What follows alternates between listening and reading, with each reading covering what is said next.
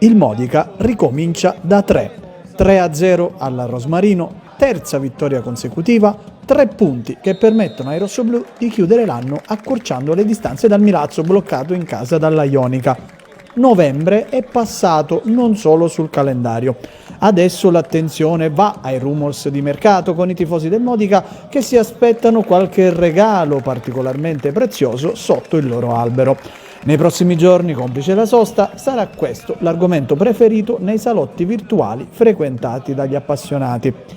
Il primo tempo è una girandola di emozione, tutte a tinte rosso-blu, con gli attaccanti che peccano di scarsa precisione sotto porta.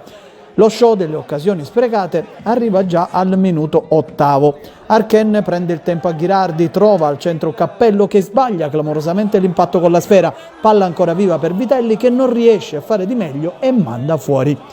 10° minuto, Schembari sbaglia il tiro che si trasforma in un assist per Arken.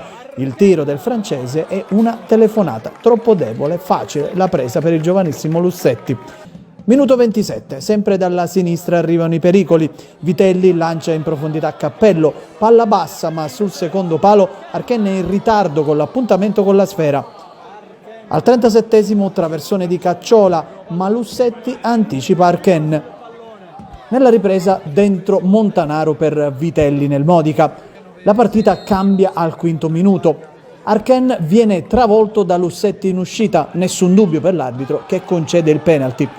Dal dischetto, con freddezza, l'attaccante francese spiazza il portiere e sale a quota 7 in classifica marcatori. Un gol provvidenziale per il Modica che non era riuscito a sfondare nonostante le tante occasioni. Si aprono a questo punto le maglie della difesa messinese.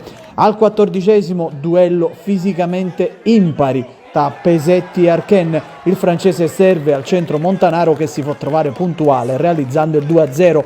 È il secondo gol in 2 partite per il prodotto del vivaio del Catania dopo quello decisivo a Gliaca di Piraino. Al 22° ci prova Palmisano in perfetta coordinazione. Ottima la risposta in angolo di Lussetti. 3 minuti dopo arriva il gol di Cappello con deviazione galeotta e probabilmente decisiva di Pesetti che batte il proprio portiere. Il tiro sarebbe andato con ogni probabilità fuori. Buon per il Modica che mette in ghiaccio il match. L'ultima emozione al 35°. Cacciola ci prova su punizione dalla distanza. Lussetti pasticcia e para probabilmente con l'aiuto del fianco. I 10 minuti finali sono una passerella per i rossoblù che regalano così un bellissimo Natale a tutti i propri tifosi.